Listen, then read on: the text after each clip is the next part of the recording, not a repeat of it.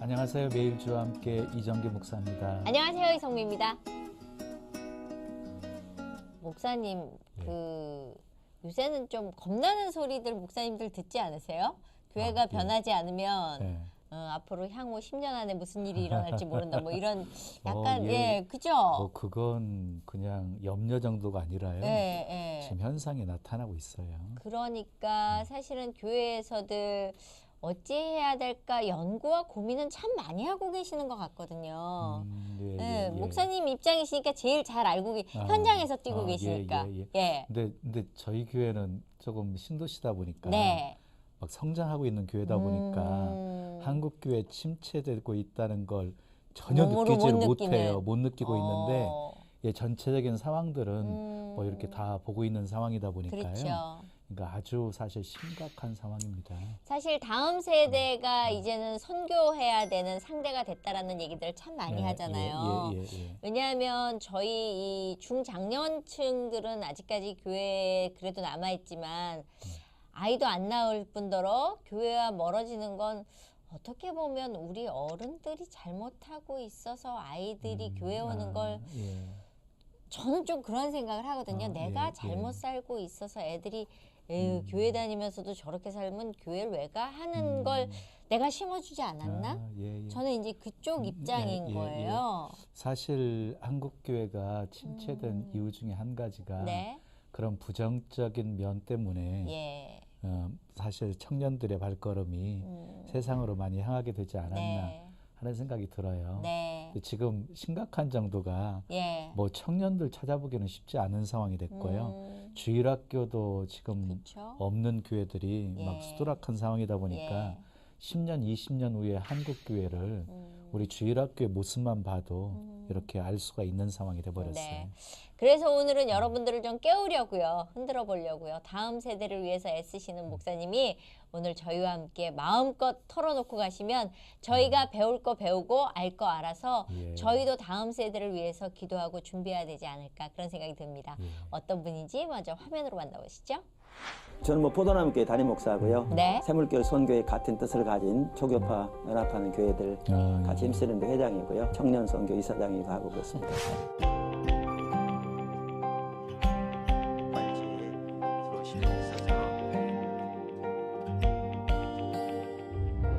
우리가 2+2 플랫폼이라고 그러는데요. 1년 단기 선교를 보내는 거예요. 근데 2명을 보내는 거예요. 그럼 2명이 가면 6개월 만에 다시 2명이 가는 거예요. 이 젊은이들을 세계 250개 귀하게 사역하는 지도 선교사님들을 찾아서 매년 1000명씩 열방으로 보낼 수만 있다면 우리나라 한국교회는 다음 세대는 확실하게 돌이켜질 것 같아요.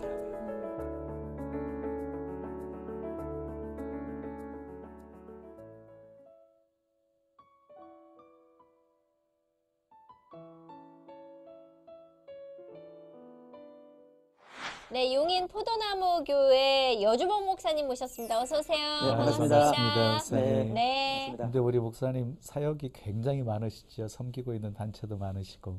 소개 좀. 뭐 약간 아까 말씀하실 때 우리 다음 세대 정말 심각하죠. 그리고 저는 뭐 포도나무 교회 담임 목사하고요. 또 새물교회 선교회 같은 뜻을 가진 초교파 연합하는 교회들 같이 힘쓰는 데 회장이고요. 또 최근에는 또 다음 세대를 위해서 이렇게 법인을 따로 새로 만들어서 청년 선교 이사장이고 하고 그렇습니다. 근데 이제 그 한국 교회가 다음 세대 소중함을 알고 있으면서도 사실 구체적으로 실행에 옮기지 못하는 부분들이 굉장히 많은데요. 목사님은 그냥 이제 실행에 옮기셔서 이렇게 행동으로 지금 하고 계시는 사역들 하고 계시네요. 근데 뭐라 그럴까 실행에 옮긴 건 맞는데 저도 뭐 사실 제가 계획하고 그런 건 아니고요. 그냥 지역교회 목사니까 이렇게 섬기고 또 하나님께서 기회 주시는 대로 또 여러 나라 이렇게 사역들 이렇게 감당하고 이렇게 하고 있었어요. 그런데 이제 하나님께서 지난 몇 년 전부터 사역 전체를 어떻게 보면 다음 세대 쪽으로 또 포커스를 맞춰서 인도에 가셨어요. 그래서 그냥 따라가고 있습니다. 근데 지금 하시는 일이 많으시다 보면 어떨까 싶은 게 하나에 집중해서 올인해서 하는 게 맞는 건지 아니면 요것도 다 이렇게 해서 하는 게 어쨌거나 맥은 같은 거지만 하시면서 헷갈리지 않으세요? 너무 일이 많으셔서? 그러니까 고민이 많긴 하죠. 예. 그러니까 저도 하나만 하면 예. 더 좋겠다 싶은데요. 예. 예를 들면 둘을 하면 예. 하나 하는 것도 못 하잖아요. 그렇죠. 예. 그런데 이제 계획을 따라 하기보다는 우리의 신앙 자체가 그렇듯이 하나님의 인도를 따라 순종하는 게 우리 사역이잖아요. 네. 그래서 이렇게 인도하시기 때문에 늘 마음속에 어려움이 있지만 왜냐하면 하나라도 더 잘했으면 하는데 네. 그냥 순종하고 있습니다. 네. 그러니까 그런 것 같아요. 목회를 하다 보면 예. 어느 교회는 이것도 이렇게 균형 있게 이렇게 사역하게 하는가 하면 네. 어떤 목사님 뭐 어떤 교회는 어느 한 곳에 뭐 농촌 선교면 농촌 세계 선교면 세계 선교 우리 목사님처럼 우리 청년 선교 뭐 이렇게 한 곳에만 집중하게 사역하게 네. 하시는 모습도 보게 되거든요. 예. 그러면 일하시면서 지치거나 힘드시거나 나이가 있어서 그러지 않으실까? 네, 힘들지 많죠. 제가 1년에 그 10번은 외국 나가거든요. 그래서 우리 사역이 외국에도 많습니다. 예. 그래서 그러다 보니까 사실 쉽지도 않습니다. 그렇죠. 그럼 외국 나가서 하는 사역이 청년 선교와도 이렇게 다 관련이 아니요. 되는 건가요? 그러니까 그 해외 사역을 이전부터 해왔고요. 네. 이 아까 말씀드린 개교회 목사로 섬기고 또 선교회 중심으로 교회들이 세워지고 네. 또 이렇게 오늘날 우리 신앙이 많이 침체된 이유 중에 하나가 저는 개인적으로 우리가 어떤 신앙의 본질, 예. 복음의 핵심에서 많이 떠났다고 생각하거든요. 왜냐하면 종교적 의식과 네. 프로그램이 많지 예. 하나님과 인격적인 관계에서 정말 그분이 통치하시고 다스리는 삶이 네. 성도 삶 속에 너무나 많이 이렇게 좀 떠나 있잖아요. 예. 그러니까 교회만 하더라도 숫자적인 성장은 일부 있을지 모르지만 정말 성경에 나오는 것처럼 하나님의 살아계신 실제적인 역사가 개인의 삶과 교회 가운데 함께하는 게 우리 신앙인데 네. 너무나 많이 떠나 있잖아요. 그러니까 이제 교회 가운데 하나님의 살아계신 역사가 이렇게 사실은 이제 많이 이렇게 옥하는 목사님 말씀하신 대로 그분 소천하신 해 이렇게 그 원고를 그러니까 설교한 내용을 원고를 보내줬는데 제목이 교회 이렇게 무너지다니 였더라고요. 그러니까 이제 젊은 세대를 두고 거기에 이렇게 보니까 교회 와서 감화를 받지 못하고 이내 세속화되어 버려서 부모들이 저들도 저들대로 살겠지라고 체념하는 게 부모의 분위기라 그렇게 써있기도 하더라고요. 근데 이게 지금 현실이잖아요. 네. 이런 상황에서 정말 교회가 철저하게 예수 그리스도의 터 위에 세워져서 하나님의 통치하시는 그런 교회 그런 성도들의 삶이 될 때 이제 회복되잖아요. 네. 그러니까 교회가 침체되니까 이단이 판치고 네. 거기에 힘이 없고 예. 이렇게 되니까 이제 가장 핵심적으로 다음 세대가 이렇게 교회를 떠나는 것 같아요. 그래서 이제 그동안 이제 그런 부분 나누고 네. 또 이제 뭐죠 다음 세대 뭐 아동부 연합소회, 중고등 연합소회, 대학 청년 연합소회 이렇게 섬기고 또 열방 이렇게 섬기고 있었는데 지난 몇 년 전부터 본격적으로 하나님께서 그 추가로 이제 다음 세대 쪽으로 저 같은 경우 이렇게 돌리셨어요. 네. 그래서 그렇게 하고 있습니다. 네. 우리 목사님 지금 목회하신 지는 몇 년 되신 건가요? 저는 이제 포도나무 교회가 제가 개척해서 섬긴 지 지금 24년째입니다. 24년이요. 실례지만 언제 태어나셨나요? 아, 저 54년생입니다. 54년생이세요? 네. 구창모 씨하고 동갑이신데요? 그러면은 이렇게 목사님이 지금까지 살아오신 네네. 인생 여정, 네네. 목회 여정에 대해서 좀 간략하게 이렇게 소개해 주시면. 네. 네, 저는 뭐 이렇게 이제 어머님이 신앙이 좋으셨어요. 그래서 네. 교회는 다녔지만 전혀 네. 신앙이 없었고요. 시골에 태어나서 서울에서 이렇게 중학교 때부터 혼자 이렇게 친척 집에 공부하면서 이렇게 있다 보니까 네. 이렇게 폐결이 심하게 걸렸어요. 이제 그래요? 그래가지고 고등학교 2학년 때 이제 휴학하고 1년 쉬면서 그때 네. 이제 주님을 만났다 그럴까요? 이제 어떤 뭐라 그럴까 이제 제가 거듭난 것 같아요. 네. 그랬고 그로부터 한 1년 지나서 고등학교 3학년 때 하나님께서 구체적으로 저를 이제 복음의 사역을 위한 주의 종으로 부르셨고요. 그리고 이제 80년부터 87년까지 미국에서 공부하고 이제 87년에 돌아와서 이제 교회 개척하고 섬기게 됐습니다. 포도나무 두 번째 교회입니다.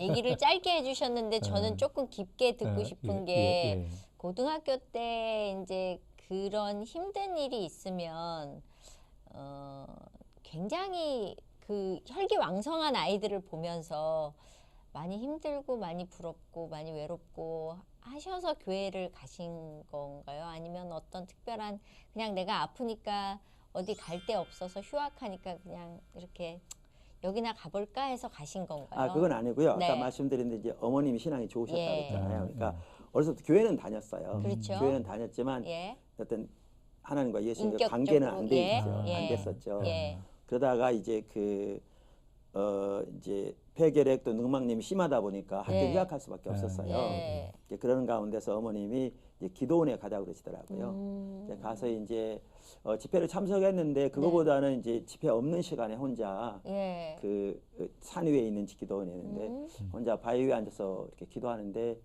그 어린데도 제가 하나님 떠나 많은 죄 가운데 있었던 죄인이었던 게 보여지더라고요. 이제 그러면서 이제 그때 예수 그리스도를 내 마음속에 내 삶의 구주와 주님을 모시고 제 삶을 온전히 주님의 영광에 드리는 그러니까 어떤 거듭나는 믿음이라고 그럴까요? 만나서 네네. 아팠던 건 언제 그럼 치유가 되셨어요? 그래서 이제 치료가? 그 병은 그 뒤로도 이제 계속. 좀 더 있었고요. 예. 그런데 이제 주님과의 관계는 진지해졌습니다. 아, 그래요. 보통 이제 많은 분들이 궁금해하시는 게 그러면 기적적으로 내가 아픈 게 낫고 뭐 이런 스토리들을 많이 원하시잖아요. 네네. 그런데 그렇게 해서 병은 계속 있었고 주님과의 관계가 더 깊어지셨다 그랬는데 네네. 그게 사실 제일 힘든 거 아닌가라는 많은 사람들은 내가 예수를 믿으면 뭔가 짠, 뿅 이런 걸 원하잖아요. 네네. 근데 근데 이제 이런 거 있더라고요. 그 당시에는 이제 이러다 보니까 좀 뭐라 그럴까 일반 이렇게 아이들이 하는 것 좀 달랐죠. 그러니까 어떤 책에 보니까 네. 죽지 않는 보장이 있다면 예. 죽는 순간까지 가보는 게 도움이 된다. 뭐 이런 얘기도 있더라고요. 예. 이제 그런 책들도 읽고 왜냐하면 이제 사실 죽음의 문 앞이니까. 직면 문화가 있으니까 왜냐하면 의사 선생님이 너 내 말 잘 들어야 살아 그럴 정도였거든요. 그래서 그 약도 보통 약은 처음 이제 나중에 안 되니까 이제 마지막 이 센 약을 제일 먹고 독한 이게 약. 안 되면 예. 이제 더 이상 어떻게 할 수 치유가 없는 없다. 이제 그런 상황까지 가기도 했었거든요. 이제 그런데 그런 과정을 통해서 오히려 이렇게 합력해서 하나님께서 많은 또 이렇게 은혜를 빚으시고 주셔서. 근데 되게 그 연단의 과정을 통과하면 꼭 신앙은 단련되게 돼 있고요. 사실 그러니까요. 신앙이 이 성장하게 되어지면 죽음을 생각하지 않고서는 이 신앙의 성장을 얘기할 수 없잖아요. 그렇죠. 그러니까 뭐 어렸을 때부터 폐결핵을 통해서 네. 조금 더 주님과 더 깊은 영적인 교제가 그러면서? 이루어지지 않았을까 싶어요. 그러면서 유학은 어떻게 가시게 된 거예요? 네, 그건 뭐 얘기가 매우 길고요. 아, 그래요? 그때 당시에는 사실 유학 가는 거 쉽지 않은 않았습니다. 때인데 가신 거잖아요. 네. 그것도 역시 하나님이 네, 전적으로 하나님 인도하셔서요. 예. 네, 정말 기적적으로 갈 수 있었습니다. 예. 그러다가 언제 청년 사역을 해야 되겠다라고 마음을 먹으신 거예요? 그러니까 이제 아까도 말씀드린 대로 이제 목회하다 보면 사실 특별하게 뭐 이렇게 포커스를 하기 쉽지 않잖아요. 예. 또 말씀하신 대로 뭐 청년의 문제는 심각한 거 다 알지만 뭐 그렇잖아요. 네. 맞습니다. 이제 그래서 이제 기본적으로 뭐 이제 우리는 삼교 선교회 중심으로 또 이제 아동부 연합소련회 중고등부 대학 청년부 방학 때 이제 이렇게 해오긴 했어요. 예. 그랬는데 이제 다음 세대로 이렇게 일으켜진 것은 출발점은 2007년 말경이었어요. 네. 그러니까 우리 선교 연합하는 목사님 한 분이 이제 소위 말하는 민간 목회를 잘하고 계셨는데 네. 교회는 크진 않지만 예. 뭐 자립돼 되고 예. 성도의 삶이 안 변한 거예요. 그러니까 그분이 보기에. 네. 그래서 그분이 이제 부름 받기 전에 중견기업에 이사로 계시다가 부름 받고 이 목회길로 들어서셨는데 네. 이걸 보고 그분이 그런 거에 한 번은 이제 기도하고 결정하셨겠죠. 네. 사모님하고 다 얘기하시고 성도들 불러 모아놓고 여러분 제가 다 가르칠 거 다 가르쳤습니다. 다니다가 신앙생활 잘 하세요. 저 군성교 갑니다. 그러니까 보내고 이제 군 전방 이제 예배당은 있는데 예. 목회자가 없어 비어 있는 데를 간 거예요. 이제 청소하고 예. 근데 갔는데 이제 사병들이 몰려오기 시작한 거죠. 예. 그러니까 사모님은 밖에서 우산 이제 밖에서 예배 드리는 거예요. 이제 꽉 차니까요. 예. 그러니까 비 오는 날 밖에서 우산 쓰고. 그러니까 이걸 이제 부대장님이 보시고 넓은 장소를 이렇게 식당으로 옮겨가면서 이거보다 더 넓은 이제 식당을 이렇게 개조해 쓰라고 네. 내주신 거예요. 네.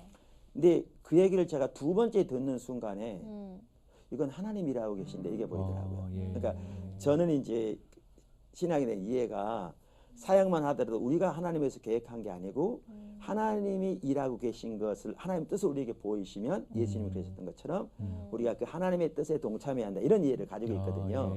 그래서 이제 우리 교회적으로 DNA 속에 하나님의 행하심이 보이면 우리는 그 일에 동참해야 한다.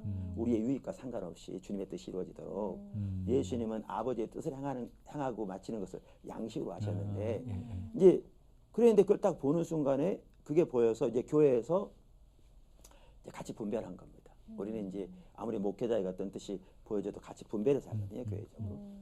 이제 근데 뭐 의심할 나위 없이 군선교로 인도하신 거예요, 우리가. 청년 선교에 대해서 관심을 갖고 제일 먼저 한 사역이 그럼 군선교가 되신 건가요? 그러니까 예, 청년 선교에 대해서 관심을 갖고 한 게 아니었고요. 네. 이제 이러한 과정으로 군선교를 하나님이 인도하신 겁니다. 하면서 이제 청년의 선교에 대한 더 비전을 네, 그러니까 우리는 이제 믿음으로 순종해 갔죠. 네. 가서 이제 처음에 이제 목사님들 이제 군 사역을 담당하는 민간 목회자 계시잖아요. 예. 이제 이분들을 파송하고 뭐 후원하고 예. 뭐 가서 이렇게 하고 한 거죠. 네. 이제 그러다가 이제 어떤 전환점이 있었어요. 그게 뭐냐면 2012년에 전방에 2개 사단 군정병들을 이제 같이 모아서 군정병 집체교육을 인도하게 됐어요.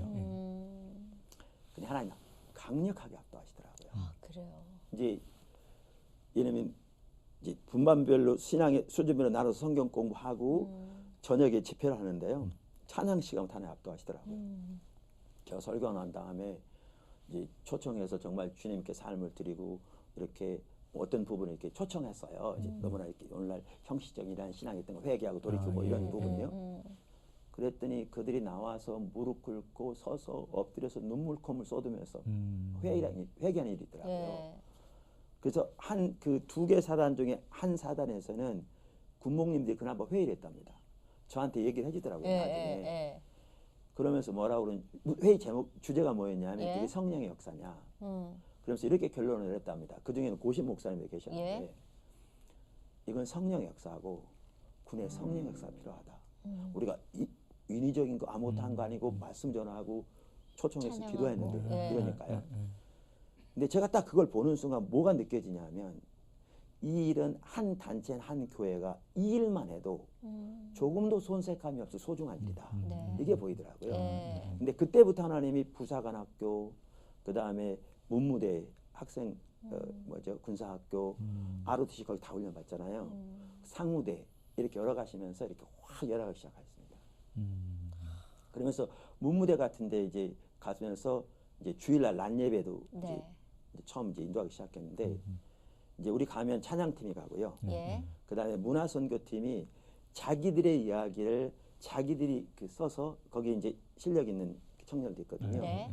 그거를 이제 뮤지컬하는 겁니다. 그리고 나서 이제 복음을 전하고 이제 같이 기도하는데 이 뭐죠? 그 이제 교회 다녀온 일을 교회 보고도 해야 되잖아요. 그러니까 이제 카메라 들고 방송 팀들이 가서 이렇게 찍는데 나중에 얘기 들으니 카메라 떨어뜨려 버렸다고 그러더라고요. 왜요? 이들이 울면서 그냥 하나님 앞에 사랑을 고백하고 눈물 흘리면서 이렇게 이 반응하는 걸 보고 놀래가지고 막 이런 일이 일어나기 시작한 거예요. 이제 그러면서 이제 어떤 얘기가 있었냐 하면 전국에 ROTC 학군단이 그 당시 115개가 있었고요. 대학에 지금 113개가 있습니다. 거기에 신회를 만들면 좋겠다. 이들을 돌보면 좋겠다. 그런 얘기가 있어가지고요. 그래서 전국 113개 학군단에 간사들이 다 세워져서요. 그들 돌보기 시작했습니다. 그러면서 이제 그 중에 이제 이게 가능했던 게 새물교회 선교회 여러 교회가 연합하는 거잖아요. 그러니까 그 중에 이제 다 작은 교회들이 대부분이라도 목사님, 사모님 계시고 또 교회 리더들이 있으니까 이분들이 나서는 겁니다.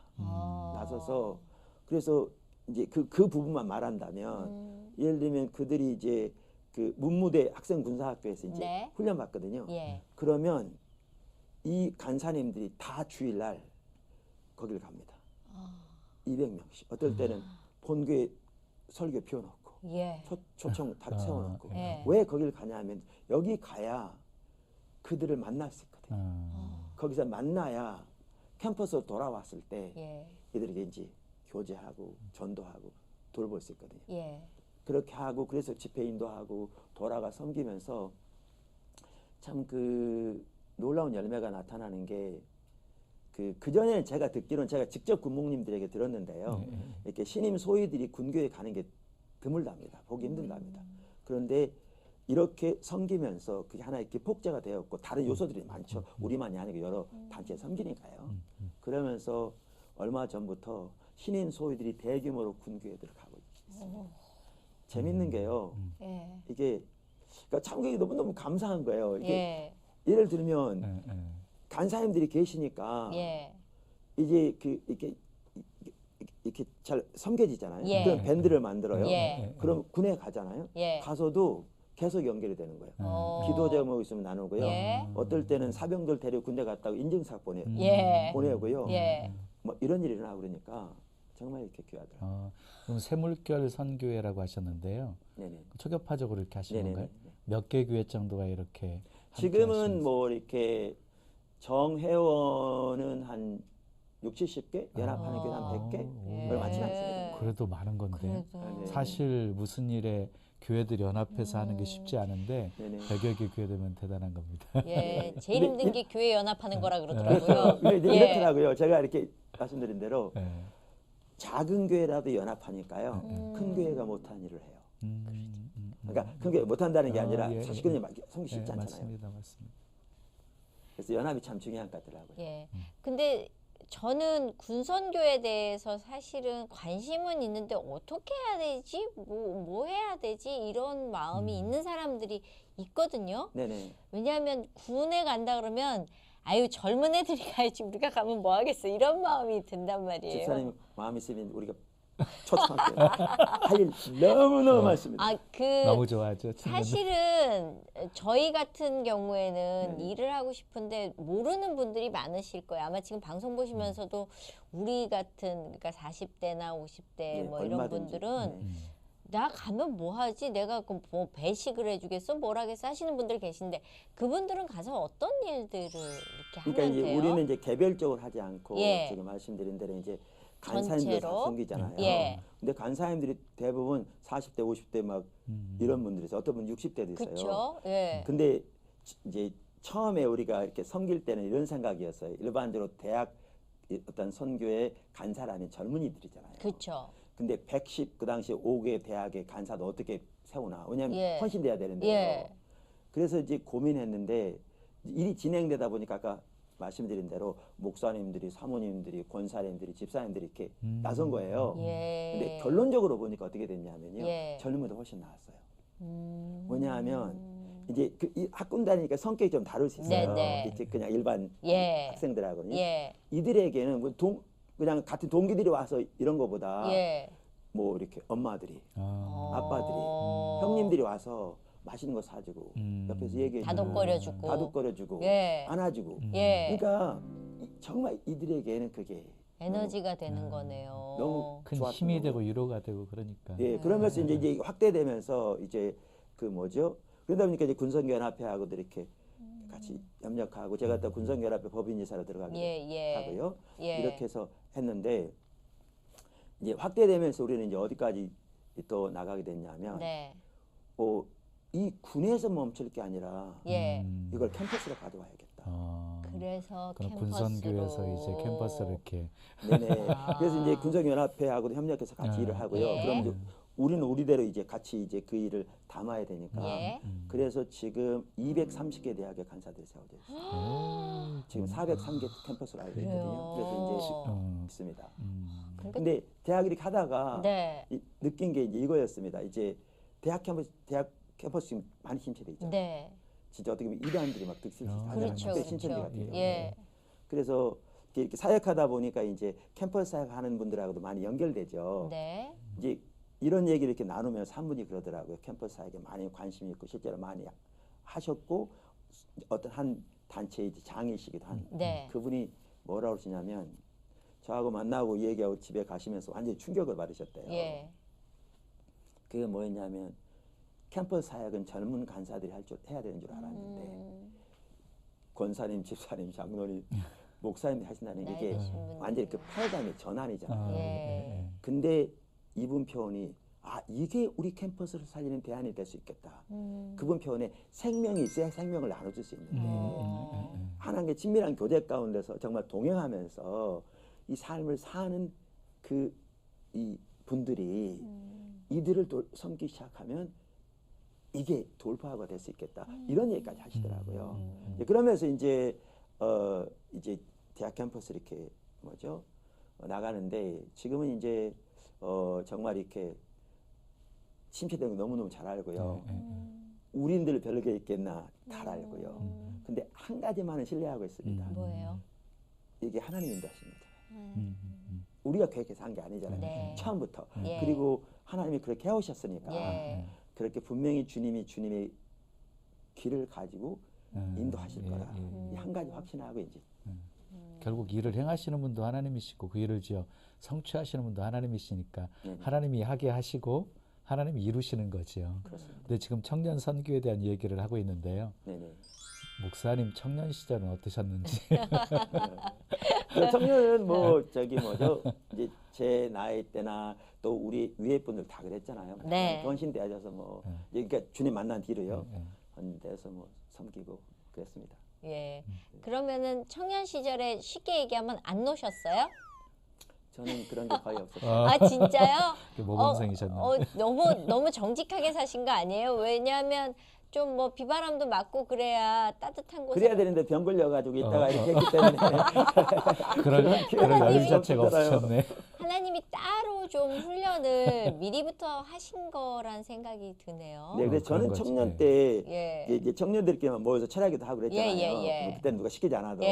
그때 저는 기도 제목이 딱 3개밖에 없었어요. 뭐예요? 그것이면 충분했어요.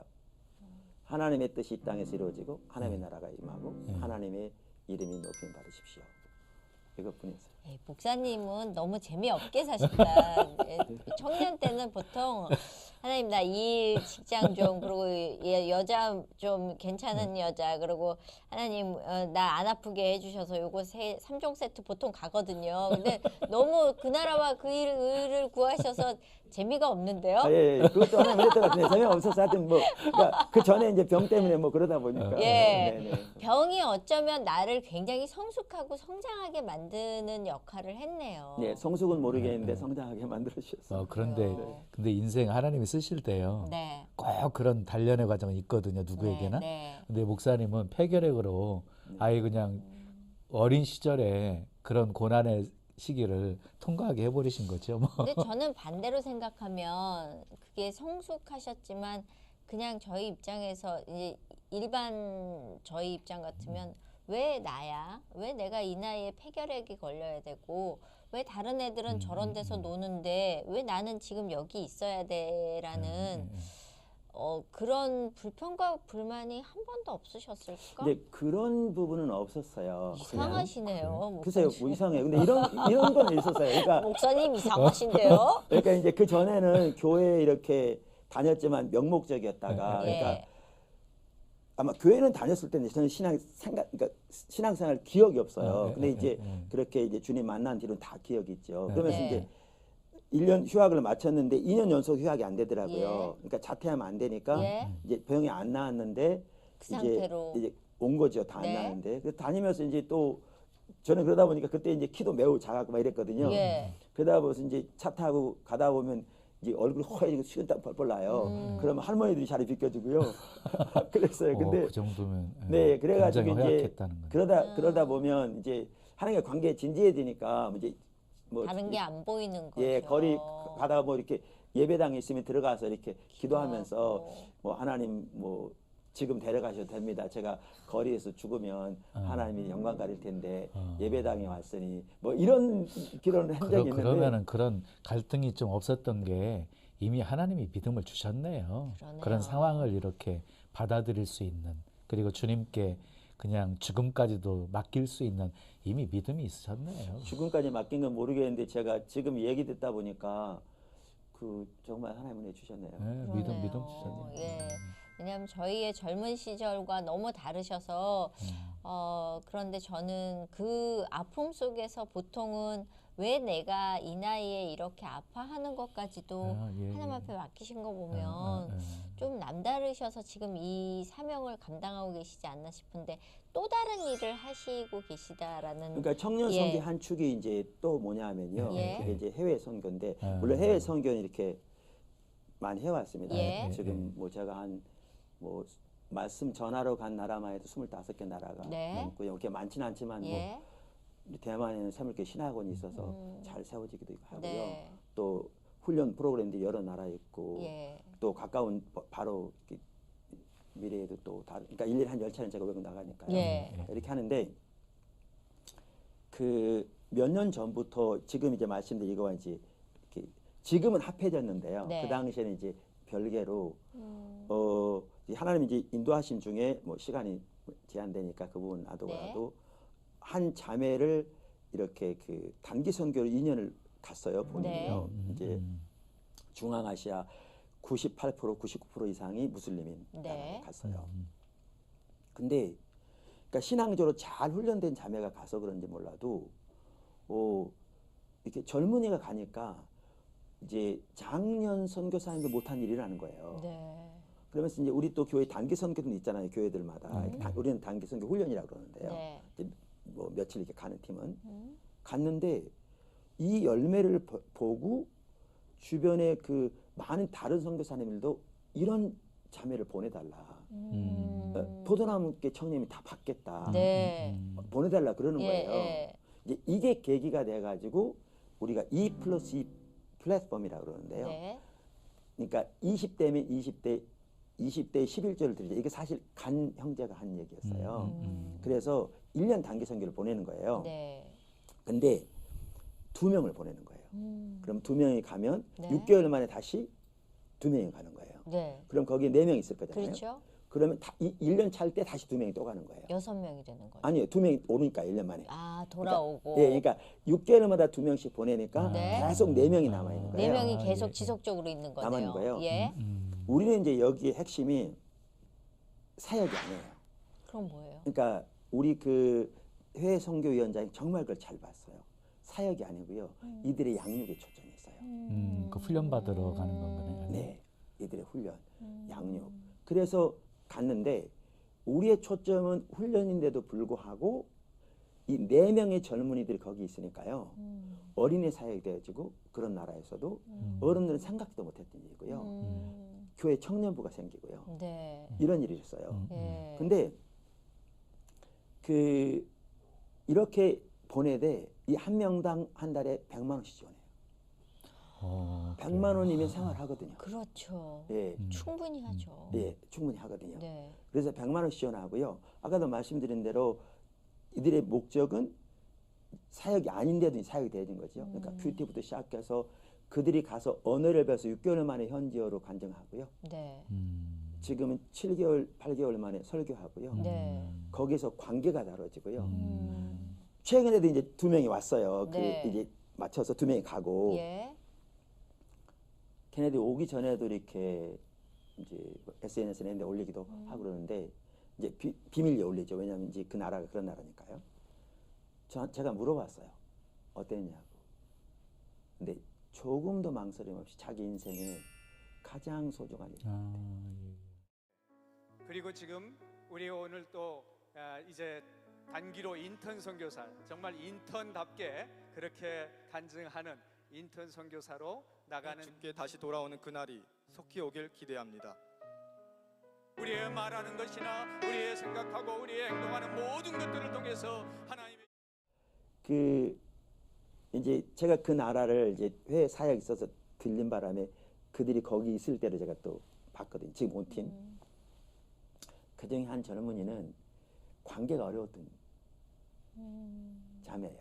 그러니까 여기서도 사람들 같이 어울리는 걸 이렇게 힘들었던 자매예요. 그러니까 거기 가서 같이 이렇게 어울리는 건 더 힘들죠. 여자는 여자, 남자 숙소 따로 있지만 이렇게 같이 늘 활동해야 되니까 쉽지 않잖아요. 그렇죠. 그래서 이제 늘 이제 그때 이제 그 자매가 간지 처음 이제 얼마 안 됐을 때예요. 한 1, 2개월 됐을 때. 그래서 이제 우리 같이 기도도 해주고 그랬는데 6개월 후면 이들이 리더가 돼야 되거든요. 왜냐면 다음 2명이 가잖아요. 아, 네. 그렇지. 2명을 끌어줘야 예, 2명 오니까요. 예. 그 팀에 4명이 있던 젊은이들이 이구동성을 하는 얘기가 쟤네만이 변한 사람이 이 사람이라고 그러고요. 그 자매만 하더라도 이번에 와서도 저한테 너무너무 좋은 시간이었다고 그러고요. 인턴 선교사 제도, 청년들을 그렇게 단기 선교 이렇게 보내게 된 특별한 계기가 있으신가요? 근데 이제 이렇게 되어지면서 이제 제 눈에 뭐가 보이냐면 군에서 이렇게 노력해 함께 하고 계시잖아요. 네. 이들 캠프에서 섬기고 이 젊은이들을 이 4명이 한 팀이니까요. 네. 세계 250개 귀하게 사역하는 지도 선교사님들을 찾아서 매년 1000명씩 열방으로 보낼 수만 있다면 우리나라 한국교회는 다음 세대는 확실하게 돌이켜질 것 같더라고요. 제가 이제 군선교를 하면서 이렇게 느끼는 게 사실 여러 지역 섬기다 보면 그러니까 여러 일을 하다 보면 어떨 때는 주님과의 관계가 좀 소홀되고 그러면 침체되고 내 코가 석자 되기도 하고 막 그렇잖아요. 예.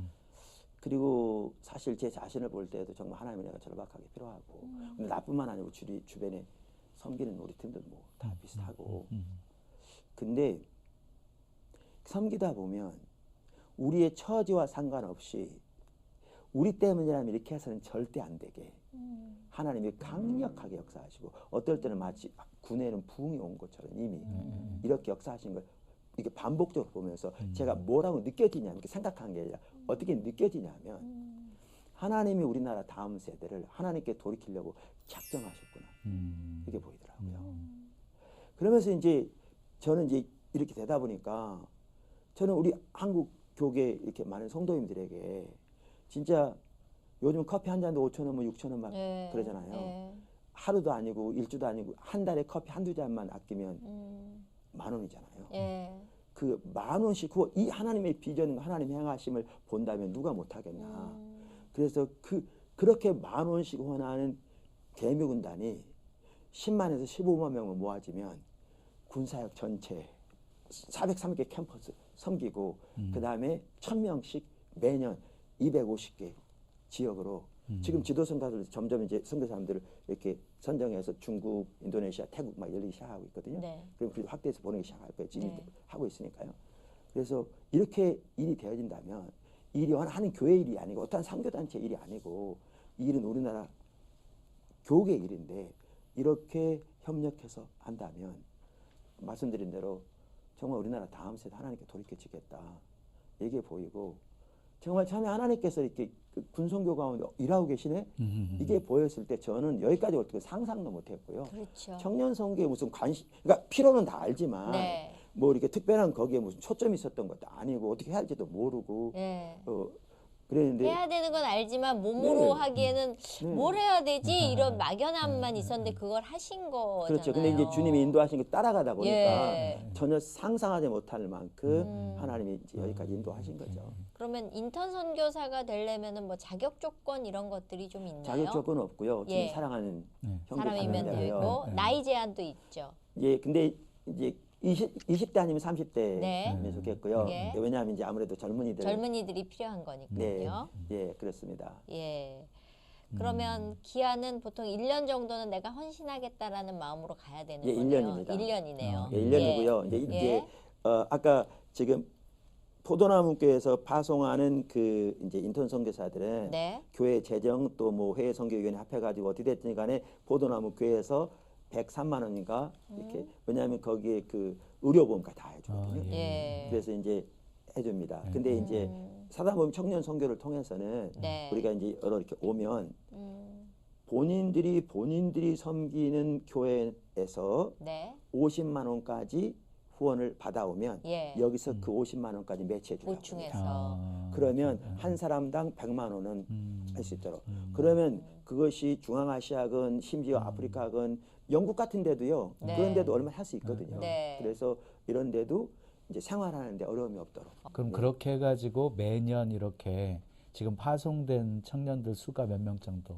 이제 아까 말씀드렸는데 이제 파송하기 시작하고 있고요. 네. 교회에서는 몇 년 전부터 해와서 네. 지금 현재 계속 네 명 가 있고요. 네. 돌아와서 4명 돌아와 있고요. 아, 예. 네. 계속 보내도 지금 계속. 준비돼 있고요. 근데 그걸 1,000명 정도까지 목표를 세우고 계시는 건가요? 1년에 1,000명씩 이거는 이제 1년에 1,000명씩 보내는 거? 예, 본교도 합해서요. 지금은 포도나무 교회에서 내가 한 것만 이거거든요. 예. 그렇죠. 그래서 이제 이게 점점 선교로 확대되고 이제 교회로 확대돼서 그러면 인턴 선교사로 파송된 청년들이 현지에서는 어떤 활동을 하고 계시는 건가요? 그러니까 이제 그들이 지금 하는 일은 제가 조심스럽습니다. 왜냐하면 아까 말한 대로 그 나라가 예. 제가 사실 다른 방송에서 예, 얘기했더니 예. 막 당장 뛰어가겠다 그래서 우리가 안 하려 됐어요. 그럼 현지 선교사들하고 매칭이 되는 건가요? 예, 그러니까 지도 선교사님이라고 그러는데요. 예, 예. 그분 있는 곳을 그러니까 가서 이분 지도 아래 사역합니다. 이분 지도 아래 이분이 그분 훈련하고 사역을 네. 도우면서 예, 도우면서 그러니까 이들이 훈련될 뿐만 아니라 이분에게도 너무나 좋은 그렇죠. 계기가 되는 거죠. 힘이 그래서 되죠. 우리는 예. 이 지도 선교사님들을 250명을 지금 찾아가고 있습니다. 아, 왜냐하면 이제 점점 1,000명이 되려면 250군 돼야 되거든요. 그렇죠. 그래서 지금 확대되기 시작하고 있는 게 중국은 이미 결정됐고요. 네. 그 다음에 인도네시아도 지금 거의 확정적이고요. 태국 이렇게 해서 이제 점점 확대. 그 아이디어는 목사님이 이렇게 생각해 내시는 거예요? 아니면 기도 중에 요렇게 해야 되겠다 뭐 많은 것들이 있으실 거 아니에요? 예, 그래서 그게 너무나 놀라운 게 해놓고 보니까 예. 정말 좋은 거잖아요. 예. 그래서 제가 KWMA 주최하는 여러 그 행사에 가서 또 나누다 보면 예. 상당수의 분들이 이게 다음 세대 진짜 그 침체된 선교를 살릴 수 있는 방법이다 이렇게 많이 얘기하거든요. 예. 왜냐하면 교회들만 이렇게 해보세요. 예. 얼마나 놀라운 일이 있을까. 예. 그런데 전혀 제 머리에서 안 나왔고요. 아까 말씀드린 그냥 주님의 인도를 따라 가니까. 근데 이제 이것도 있습니다. 목사님도 일하시면서 깜짝 놀라시는 거네요? 예. 네. 그 여기 있는 게 우리는 이들을 보내면서 이들이 다 선교사 되기를 원치 않습니다. 네. 왜냐하면 다 선교사만 되면 안 되잖아요. 그렇죠. 근데 이제 그들이 뭐 직장에 뭐 학교 뭐 교수 교사 뭐 하든지 선교적 마인드를 가지고 할 거잖아요. 목회도 그렇고. 네. 근데 너무나 놀라운 사실은 이렇게 보내다 보니까 그들 중에 상당수가 네. 장기 선교사를 차원합니다. 그럴 것 같아요. 선교지를 예. 이미 보고 경험했기 때문에. 느꼈기 때문에. 그리고요. 이제 저는 무슨 생각이었냐면 이들이 돌아오면 바뀔 줄 알았어요. 예. 왜냐하면 군대 가서 군기 반짝 들어 있다가 예, 나오면 몇 개월 만에 그쵸. 제자리로 돌아가죠. 도달하잖아요. 예. 안 바뀌더라고요. 그래서 그게 교회마다 귀하더라고요. 단기 예. 선교팀을 만들어 가지고 하잖아요. 갔다 온 사람들은 현지를 봤기 때문에 선교적인 마인드를 다 갖게 되어져요. 예, 이제 그런 부분에 그럼 이제 장점이 이렇게 있는 얘기하면 것처럼 가면 안 되겠구나 하시는 분들도 계시겠는데요. 내가 걸려 들어가지고 가면은 나도 그렇게 되는 거 아니야? 뭐 그런데 이렇게. 그게 복인 거죠. 그게 그런- 가장 큰 축복인 그러니까 거죠. 이 신앙생활하면서 그런 분이 있어요. 그냥 그 집회 같은 거 참석하면 하나님 막 감동 주실까봐 네, 두려워서. 감동 주시면 자기가 순종해야 원치 않은 되니까. 예. 그런데 아무나 감동 주는 게 아니잖아요. 예. 감동이 오는 게 축복인 거지. 축복이에요. 예. 맞습니다. 근데 그렇게 감동받아서 일하시면서 네. 지금 아무래도 나이가 있으시니까 네. 체력적으로 좀 힘드시거나 그러시지 않을까라는 걱정도 좀 되거든요. 오래 하셔야 되는데. 예, 그런 부분도 있지만 이제 우리 팀들이 하고 예. 하니까 근데 사실 그거보다 제일 큰 힘든 것은 이제 하나의 앞에 늘 깨어 있어야 되는데 이제 그게 늘 고민이죠. 네. 예, 그게 늘 고민이고요. 그렇습니다. 예. 일하시면서 현장에서 보시면 더 안타깝잖아요. 청년들에 대한 그 마음이나 이 아이들을 어떡하지? 정말 내가 다음 세대에게 믿음을 어떻게 물려주지라는 고민을 늘 하실 것 같은데요. 어떠세요? 네. 보시면서. 근데 저는 좀 이렇게 제가 이렇게 계획력도 없고요. 그래서 그런 네. 거보다는 예. 그냥 저는 그냥 하나님 인도하시면 따라가는 이런 스타일이거든요. 그러니까 그거 정말 지혜로우시네.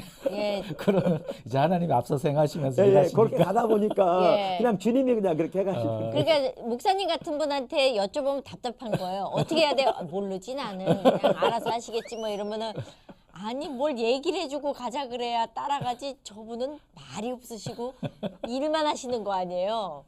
그러면 주위에서 목사님을 답답하게 생각하시나요? 아니면 따라오는 분들이 많으신가요? 포도남 지체들은 저하고 비슷하죠. 그런데 이제 근데 그렇게 생각할 것 같아요. 그냥 그 하나님 앞에 모시고 이끄시는 대로 순종하면서 이렇게 사역하시는 목사님의 사역 속에 하나님이 어떻게 일하시는 것을 보게 되어지니까 결국은 청년들도 목사님의 그런 신앙을 배워가고 거죠. 닮아가게 되는 거죠. 결국. 그러니까 요한복음 15장에 보면 5장에 보면 예수님이 그러셨거든요. 아버지가 일하신다. 나도 일한다. 나는 스스로 아무것도 할 수 없다. 네. 예수님이 하신 말씀이에요. 그리고 요한복음 이게 여러 번 나와요. 네. 나는 아버지 향하시는 걸 본다. 그것을 나도 향한다. 아버지가 아들을 사랑하셔서 네. 아들에게 아버지 향하셔서 보이신다. 그러니까 네. 예수님도 자기 계획을 따라 한 게 아니고 맞아요. 예수님의 아버지 안에 아버지가 예수님과는 친밀한 교제 가운데 있을 때 하나님 아버지께서 예수님을 인도해 가시면 네. 예수님은 아버지의 그 향하심을 보고 동참할 때 아버지가 예수님తో 일하셨거든요. 네. 그게 저는 사역의 방법이라고 믿고요. 그래서 그렇습니다. 저 궁금한 게 그러니까 하나 있는데 예. 저는 아까 잠깐 저희 들어오시기 전에 얘기하신 것 중에 저희는 예배가 길어서 사람들이 많이 안 옵니다. 이제 그 얘기 하셨거든요. 그러면 예배 시간이 주일날 저는 우리 2부 예배는 2시간 반입니다. 몇 시부터요? 그러니까 11시부터 1시 반인데 1시 반에 못 끝날 때도 많고요. 한 번은 2시 15분까지 설교한 적이 있습니다. 그러면은 예배가 2부 예배까지만 계신 건가요? 예, 저녁 예배 있고 그 오후에는 이제 식사하고 나서 나눠 성경 공부. 그러니까 2부 예배는 시간에 제약이 없으니까 그냥 마냥 가시는구만요. 어떨 때 그러면 이제 여러 부류의 사람들의 말이 있을 거 아니에요. 있습니다. 근데 그거에 흔들리진 않으시는 거죠. 그러니까 쉽진 않아요. 왜냐하면 이제 큰 교회는 아니지만 그래도 뭐 작은 교회는 아니고 네. 이제 그러다 보니까 이렇게 건물도 크게 있고 하니까 이제 주변에서 방문한 분들이 있거든요. 네. 근데 이분들은 그 중간에 다 나갑니다. 그러니까 이제 그리고 나름대로 또 약속이 있고 그러니까 잘못 들은 거죠. 아니 근데 예배 저도 이제 예배 시간이 지금 어떻게 보면 정해져 있는 거에 조금은 예배 시간이 정해져 있으면 은혜 받을 만할 때 떠나야 된다 그래서 좀 안타까운데 전 사실 그 교회가 가까이 있으면 그 교회 갈 것 같거든요. 네, 우리는 먼 데서 많이 옵니다. 예, 먼 데서들 많이 오시죠. 예, 그러니까 가까운다고 오는 게 아니고요. 예. 먼다고 안 오는 게 아니고요. 마음만 있으면. 그러니까 비전을 봐야 합니다. 그러니까 저한테 왜 그렇게 하냐 물어보셔야죠. 네, 그래서 이제 여쭤보려고요. 왜 그러시는 거냐고. 네. 그러니까 예배가 길다고 오는 건 아니잖아요. 네. 그건 아니거든요. 예, 근데, 짧다고 가기는 해요. 예, 근데 저는 이렇습니다. 저는 이렇습니다. 오늘날 대부분의 성도들이 주일날 교회 한번 옵니다. 네. 주일날. 근데 주중에서 온갖 여러 가지 세상 일들 그것도 다 주님 안에서 해야 되죠. 네. 이게 바쁘고 심지어 텔레비전 앞에서도 몇 시간씩 보내고 토요일만 하다 그렇게 합니다. 네. 그러면 우리는 기계가 아닌데 네. 주일날 하나님 앞에 예배드리러 왔을 때 우리의 채널이 딱 바뀌어서 하나님이 선명하게 인식되어지고 주님께 우리 온 마음으로 그분께 관심을 집중하고 예배 드려지지가 않습니다. 사람이기 때문에 그렇게 될 수가 없습니다. 예배는 하나님과의 만남이고 결국 하나님께 성령을 함께 하셔서 네. 하나님 자신의 성품을 이게 알리시고 네. 이제 우리가 하나님 뜻과 의중을 발견하고 거기에 삶이 드려지는 것이고 또 하나님께 생각하신 그 아름다운 일들을 인하여 하나님께 감사 찬사를 드리고 그분을 오직 기뻐하는 건데 그런데 이렇게 예배 드리려고 앉아 있어 봐야 한 시간이 지나도록 세상적인 생각 잠잠해지지도 않고요. 그리고 예배를 끝납니다. 네. 그러니까 제가 충분히 이해가 되는 게요. 한 2시간 반 막 이렇게 끌어지는 게 지금 목사님 예배 스타일은 일단 마음문 활짝 열게 막 찬양도 많이 하고 기도도 막 시키고 회개도 시키고 그다음에 문 열렸을 때 하나님의 말씀 좀 이런 순서를 갖다 보니까 길어지는 거 아니에요? 네네. 예. 그래서 제가 그 답변을 말씀드리면 자 우리가 얼마나 세상의 생각이 우리가 많은가는 보통 때 몰라요. 하나님 앞에 잠잠히 주님을 대면해서 앉으면 온갖 세상 잡생각이 다 있는 게 보이거든요. 거기 가야 이게 드러나요. 근데 이렇게 와봐야 한 시간 있어봐야 세상적인 생각이 잠잠해지고 하나님께 관심이 집중적이 되기 전에 사실 끝납니다. 그렇게 되기를 1년, 2년, 3년, 10년, 20년, 30, 40년 해왔어요. 그러니까 너무나 많은 경우에 신앙이 껍데기만 남은 거죠.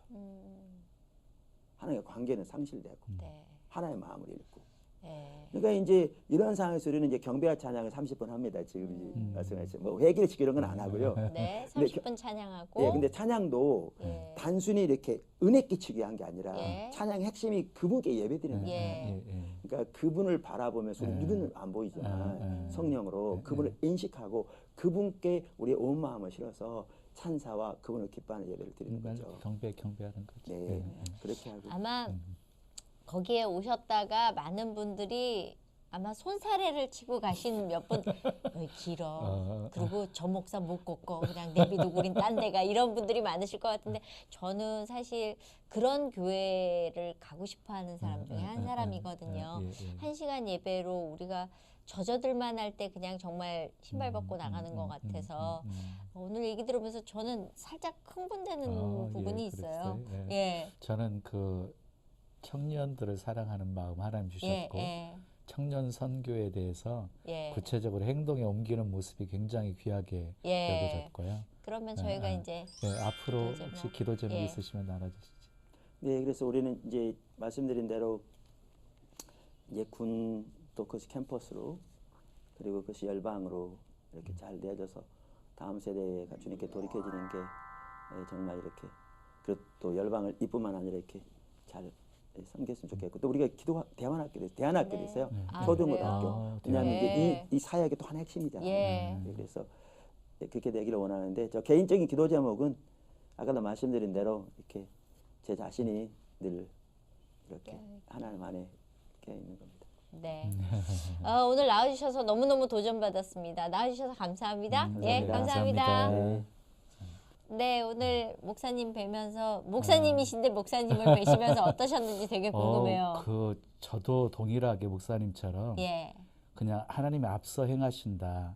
순종하면 그 다음 일은 하나님이 이루어 가신다 하는 것을 너무 생생하게 체험하다 보니까요. 그냥 뭐 동일한 이런 사역 속에 역사하신 하나님의 역사하심이 우리 목사님 사역 속에도 있구나 하는 생각을 했고요. 특별히 우리 청년들 선교가 너무너무 귀하잖아요. 전도서 12장 1절에 보면 너는 청년의 때에 너의 창조주를 기억하라 하는 말씀이 있어요. 그 말씀이 있는데 정말 주님이 오실 날이 가까운 때에 우리 청년들이 주께 돌아와서 가장 왕성한 그 젊음을 하나님께 드릴 수 있다면 얼마나 복되고 아름다울까 하는 생각을 했고요. 거룩한 옷을 입고 정말 즐겁게 헌신하는 새벽 이슬 같은 청년들이 곳곳에서 많이 일어날 수 있기를 기도합니다. 저는 이렇게 얘기 들으면서 저 열정과 저 힘은 하나님이 주시지 않고는 할 수 없다라는 생각도 들었지만 목사님이 되게 속고집이 세시구나 이런 생각도 들었습니다. 왜냐하면 그럴 만하기에 맡기신 일이 아닌가. 각 모양으로 쓰시는 하나님을 또 만났는데요. 그러면서 많이 배우고 오늘도 갑니다. 우리 청년들 위해서 부모님들 기도 많이 하시고 그렇지만 정말 청년들이 가장 힘들어하는 부모가 바뀌었으면 좋겠다는 생각입니다. 우리 청년들 교회에서 이렇게 만날 때마다 손도 잡아주시고 한 번씩 안아주시고 격려해 주시면 좋을 것 같습니다. 제일 좋아하는 건 밥 먹으라고 돈 주는 게 제일 좋더라고요. 여기까지입니다. 저희 다음 시간에 뵙겠습니다. 감사합니다. 감사합니다.